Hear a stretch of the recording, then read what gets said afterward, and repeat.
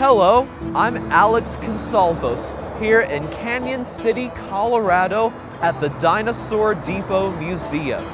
My friend behind me here is an Allosaurus fragilis. He was one of Colorado's very first true residents. He lived 145 million years ago during the golden age of dinosaurs known as the Jurassic period. Impressive, isn't he? Are you eager to see more? Then come with me and we'll take a journey through the age of the dinosaurs.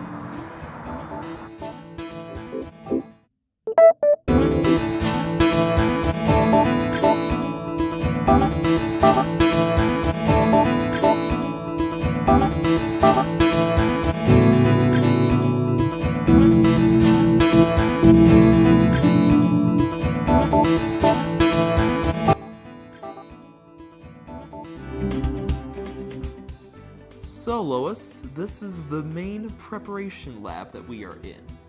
That's right, Alex. In this room, we prepare fossils, we take them out of the jackets, we take all the matrix away from the bones, we repair bones if we need to, we put a hardener on them, and it's really a fascinating experience because when you're uncovering them, you realize you're the first one who has ever seen these in millions and millions of years. That is a very interesting thought that comes to mind when you're doing something like this. It does. It really makes you excited about it. Some of the specimens that we have here on the table, we are preparing for South Dakota School of Mines and Technology.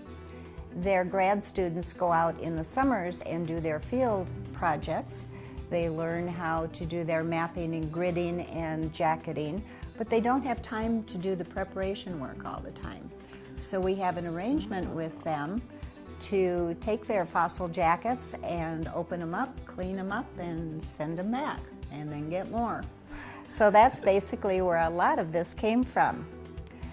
In this particular jacket, we have shoulder blades from a swimming marine reptile called a mosasaur. The seaway that we had around here also went up into South Dakota, and they had the big swimming marine reptiles up there in addition to the fish. Mosasaur was one of the big predators of that seaway, and these are some of the shoulder blades from him. This particular specimen is some kind of a fish head with some of the neck vertebrae on it. Most of the stuff we get from South Dakota is preserved in a shale type matrix. Formation. Now shale can be good and it can be bad. It will crystallize a lot of bones, and if you think of fish, there's a lot of cartilage and the bones aren't big like dinosaur bones. So lots of times the bones are compromised by the shale matrix. They could be twisted or torqued. They could be half disintegrated and filled in with minerals. So it can be quite challenging to work on some of those kind of things. We also have a little mammal skull here that we just actually opened yesterday. It's from a little guy called an oreodont. You can kind of see some of the teeth. They were grazers. Perfectly preserved teeth. And they kind of looked like a big hairy pig. They had, there aren't any descendants of the oreodonts today, but they had a great big eye socket here and on this side, and then their little snoot. This one is, as I said, we're just starting to prepare it. It's got some teeth impressions along in here, the big molars here, and then this would go back into the brain case, which would be back in this area. Wow. He was more of a seer than a smeller. That's correct. Here we have some vertebrae, also from probably a smaller mosasaur, some of the backbones that came out of the jacket. And there you can see how they're kind of twisted a little bit. They're not perfectly aligned. Right. And there again, that's from the shale. When shale dries, it'll start to torque things. So that's one of the things that we have. And then this is the tip of a mosasaur jaw with the teeth. There again, they had the long jaws. Some of the mosasaurs had a 6-foot skull. They had the jaw that could actually open up like some of the main predator dinosaurs, so they could open their mouth for bigger food. And swallow and whole. swallow whole. But they also had mid-jaw another hinge that could drop that down too. Like so a they could, snake. yes, and they could swallow really big open it up. prey. Yeah. But those are some of the teeth. You wouldn't want to go swimming with this fellow. Oh no, he make the great white shark from Jaws look like a goldfish. Probably. So those are some of the specimens we have here. We have our cabinets that have all of our tools. We use a lot of dental tools for getting the little places. I imagine because it's very delicate. Right. And one of the things that you learn when you start working in the lab is that glue is your best friend, and you need to have a lot of patience. So we've got a turtle that we're working on over there. That was just opened up this last week. It seems to be the top shell, and it looks like it's going to be a really nice specimen. We also have lots of microfossil material, which is anthill material that we look under the microscope and find tiny fossils from little mammals, little rodents, eggs, shell, and things like that. That is from 30 to 40 million years ago. The little tiny fossils are just as important as the big fossils. That's So very interesting. there's lots of different things, lots of different time periods, but it's a lot of fun. It's really a lot of fun to do this. It sure sounds like a lot of fun.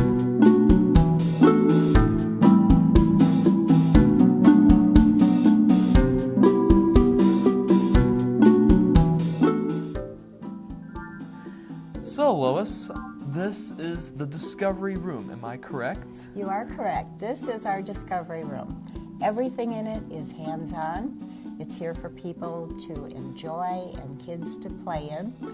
We have everything from building half a cow to how dinosaurs built their nests to finding microfossils on an anthill, and lots of coloring, puzzles, books, a dig box so you can experience your own unearthing of fossils. And it's a really nice room for school groups also. They have a lot of programs that we can incorporate into it, and they can learn different things at the different stations. So we'll have to go in and see what it is. Well, Alex, you know a lot about all of the things up here and what we do in the most popular places. Why don't you explain to the audience what goes on up here? I sure will. Okay. Audience, this is the main dig box. The dig box sort of recreates an actual dinosaur dig for, you could pretend, if this is for the little kids, they can pretend that they are paleontologists on a fossil hunting expedition, and they can actually use one of the tools real paleontologists use to uncover dinosaur fossils. And the tool I'm using, a simple brush. And what am I uncovering using this brush? Why?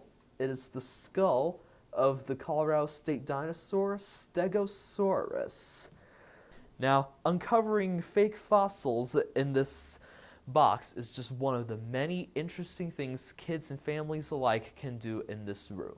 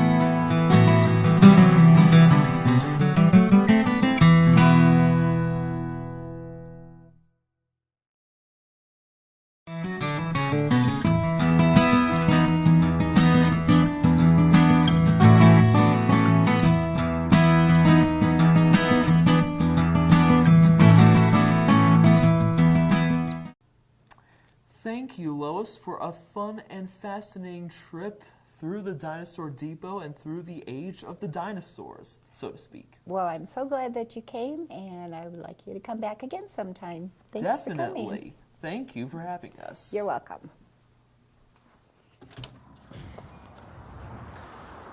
Well, I hope you've enjoyed this fun and fascinating trip through the age of the dinosaurs with me, Alex Consalvos, here at the Dinosaur Depot Museum. If you're ever driving around here in Canyon City and you have an hour or two to spare, stop here, look around, stay a while. You will really learn a lot and you will find it very, very informative and fascinating. Well, I hope you enjoyed this show. I'm Alex Consalvos, and remember, ladies and gentlemen, they were here first. Goodbye, everybody.